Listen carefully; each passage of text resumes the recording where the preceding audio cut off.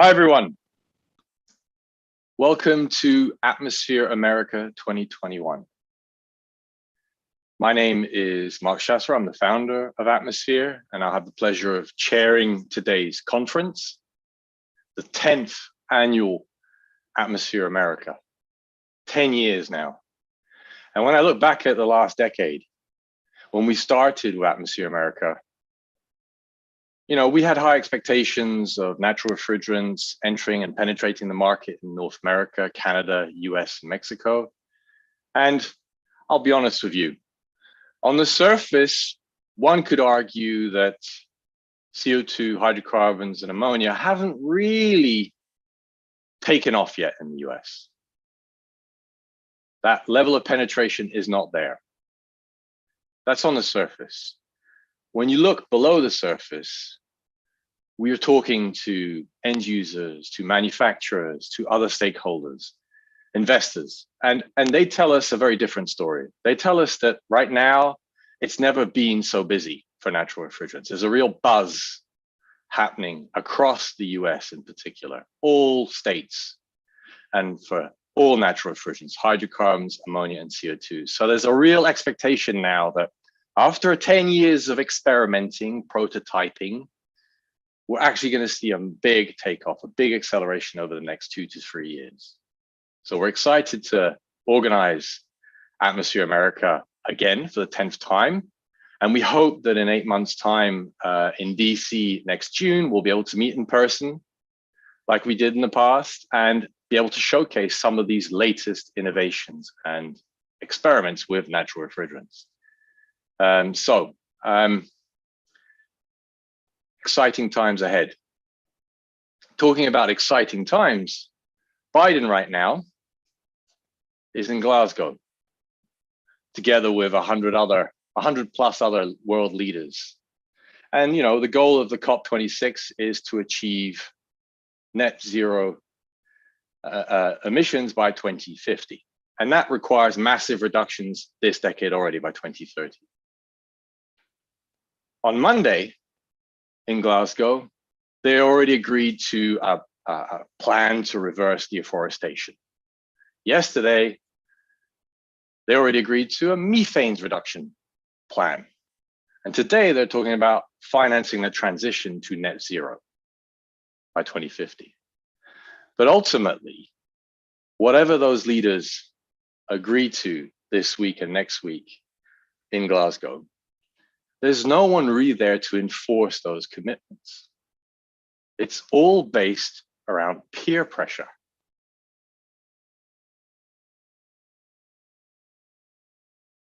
And trust. This is a key idea, is that ultimately, if you're going to agree to these emission reductions, you have to know that your competitors or your partners will also do the same and deliver on that promise. And the past isn't a great, if you look at the past, you can argue that that hasn't been great so far. So trust, there's some issues around trust and whether you can trust those partners. But trying to be positive on the COP26, we hope that there will be some good outcomes out of this and move the agenda forward. But when I want to bring the idea of trust back down now to our cooling industry. Clearly, our industry is going to have to deliver on that as well, on the net zero target of 2050. And that means massive reductions already by 2030. We can't just avoid it anymore. And for me, the choice is going to be very simple. We're going to have to choose between dirty cooling and clean cooling solutions. Investors, end users, and final consumers are going to have to choose between these different options. And if you look at the dirty cooling solutions out there, the 100 plus blends of HFOs and whatever they're called now, are effectively they're untested. And they're competing with tried and tested, cleaner natural refrigerant solutions.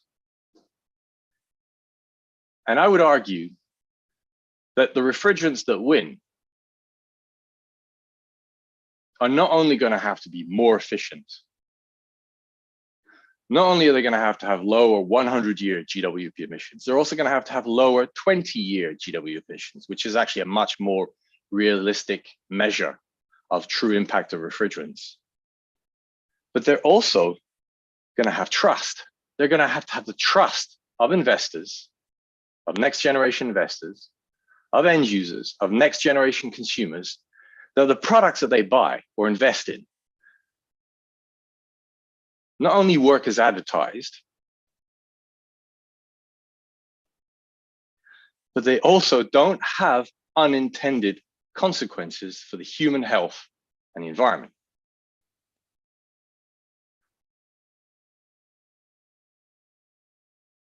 And when you look at the past, the track record of dirty cooling, ozone depletion, global warming, generation after generation. And now we're starting to see from independent science, and we're going to hear about that today, and you're going to hear about it more and more in the coming months and years, about new problems arising from these latest generations of dirty coolants. I have a simple question for those investors, for those end users who are watching right now, for the final consumers who will hold companies accountable. Can you trust these refrigerants? Because the track record isn't great. So if you remember one word from my opening statement, trust, I think is the word I'd like you to remember. Moving on now to atmosphere. We used to be called Sheco. We rebranded recently as Atmosphere, and you can find out more on atmosphere.cool.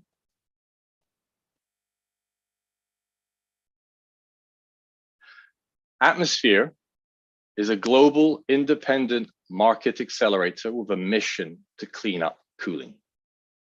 And our market, the cooling market, is experiencing significant disruption and innovation. And investors, end users, and manufacturers need support to navigate this complex landscape. And we've designed a number of offerings to help scale up this clean cooling economy and to help our partners achieve their goals of cleaning up their cooling. You can find out more on atmosphere.cool. One thing that we will be talking about later today, my colleague Alana will, is a new report that we published a month or so ago called the Atmosphere Report. And it's a market trends report about natural refrigerants, the market penetration across different applications and refrigerants and regions, including obviously North America or the US in particular. So you can find out more there on atmosphere.cool.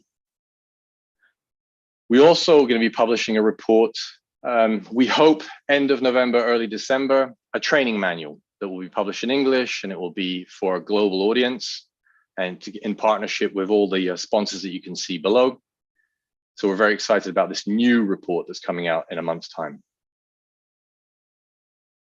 Now, specifically about Atmosphere America. We couldn't do this without the support of our sponsors and partners. So I'd like to thank our platinum sponsor, Hill Phoenix, again, for being platinum again. I think it's 10 years now out of 10. So thank you very much. You've been a key partner in helping us create this platform for the industry. And I'd like to thank our gold sponsors, Arneg, Kaiser Warren, and Emerson, as well as our silver and bronze sponsors that you can see here on the slides. For the live part of the reporting, we've got a community that we call Atmosphere Connect with nearly 1,000 members now. And we'll be sharing all the presentations and comments and pictures and votes and all the rest live on this platform on Atmosphere Connect. So you can log in, apply to log in on atmosphere.cool/connect and participate in the conversation for this event and other events that we'll be hosting around the world. Today, we have obviously my intro, and then we have our keynote speaker in 10 minutes time, followed by some market trends, and then an update from the EPA's Green Chill program that's been a key key player in transitioning to advanced refrigeration solutions in North America since its inception. Then we'll have a quick break. We'll have an end user panel. We'll hear from a couple of end users about their latest developments with regard to natural refrigerants. Then we're going to have an interesting policy and standard session, both at the federal level and at state level.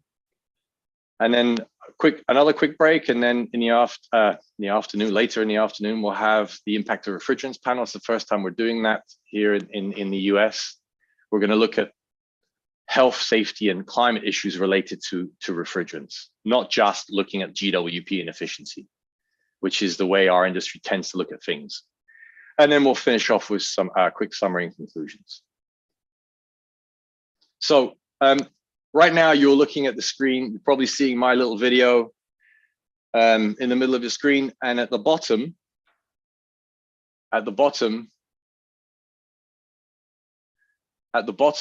right, you see a live discussion window where you can chat, you can participate, you can vote on polls, you can submit questions and comments and so forth, okay? So feel free to do that for every presentation and so forth, okay, going forward. You'll also be able to connect with sponsors and partners by clicking on the sponsors and partners section of the platform. Here we are showcasing our platinum sponsor, Hill Phoenix. You'll be able to view products that are being showcased by our partners and according to application as well as refrigerant. And you'll be able to network with other participants. And latest count we had was over 350 participants today. So plenty of people to network with over the coming day and beyond. You'll be able to chat with them, including video chat. You'll be able to set up meetings if you choose. And you'll be able to follow conversations, not only on Atmosphere Connect, but also we have other partners that are reporting about this, and we'll be sharing some of the latest developments on our LinkedIn page. This conference is on record, so please remember that. And then for those of you that are interested in about the next Atmosphere conferences that we're hosting, we've got a few planned over the coming 12 months. One for the Asia Pacific region in Tokyo next February, which we expect to be an in-person event, finally. Then we have our global virtual trade show and summit. That will be a global event over a 24-hour period with live streaming of 24 hours of keynotes and presentations for a global audience. We're aiming for 10,000 participants, so that'll be an exciting event. And it's really for a global audience, all markets. Then going back to the US, we have our Atmosphere America, our 11th edition that we'll be hosting in June in Washington, DC, like the first couple of events that we did a decade or so ago. And then we have our new event called Atmosphere Latin America that we'll be hosting in Mexico City in September, followed by Atmosphere Europe in November in Brussels, just after the big trade show in Europe called Chillventa. So thank you, everyone. And I look forward to receiving any questions. I'm looking now to see if there are any questions live. I guess it's the opening presentation, so no surprise there. But if you want to connect with me, feel free. I'll make sure I answer. Thank you, and see you in a few minutes together with Beth. Bye-bye.